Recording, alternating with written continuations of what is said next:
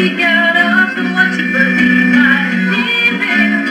Power to change. Self-determination and land policy. I'm Charlie Purvis of Fairbanks, Alaska. I was born and reared in west central Missouri near a small village on the Osage River called Montego Springs in the foothills of the Missouri Ozarks. Montego Springs was named after Chief Montego of Osage tribe who had hidden in the extensive limestone caves there to elude capture by government agents. One was looking for it when he found and explained the principles of the great law of peace. It is not too much to claim that our federal commonwealth is an Indian invention, and the world owes to the Indians of Americas their best hope for freedom and justice under law in a democratic society. Unfortunately, the founding fathers brought with them the feudalistic land policies from their mother. Good toy for them because they can see their work right away. You already know what's going on. Yeah. Thanks. Namely, sovereignty and enlightened land policy.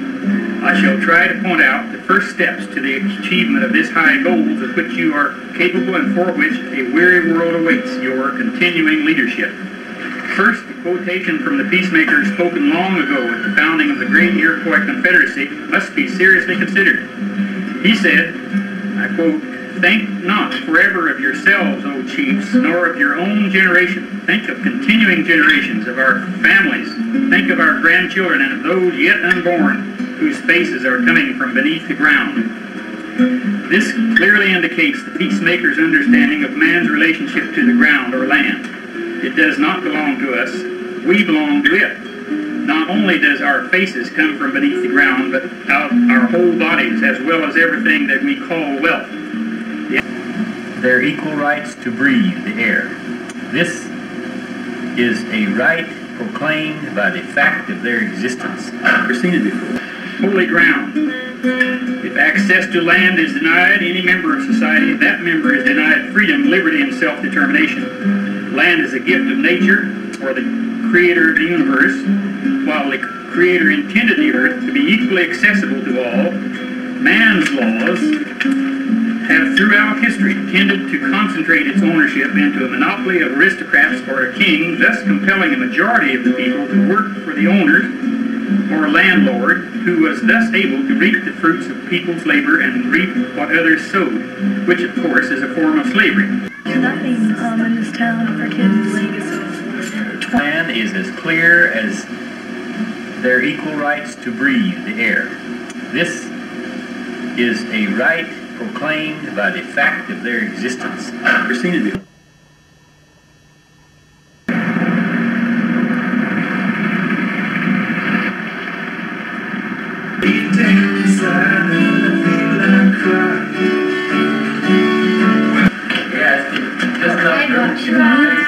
Just enough French to be in a little more trouble.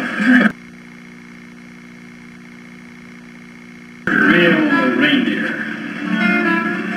Real caribou.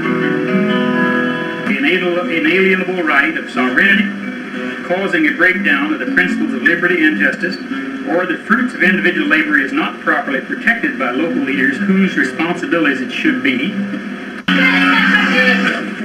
The money system is what the cause of the problem is. I thought it was going to be like 4 or 5. This land policy enables the bankers to do what they do. If this economic rent was taken each year from everybody on the land, nothing taken off the improvement, no tax on the improvements or anything that labor or capital creates, then the bankers couldn't have any power or anybody else as far as their land is concerned. Because there'd be no inflation of land values, there'd be no profitability in holding it for speculation.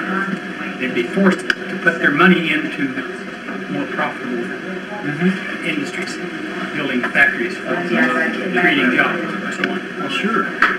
And of course, when they do that, that requires land to do it on.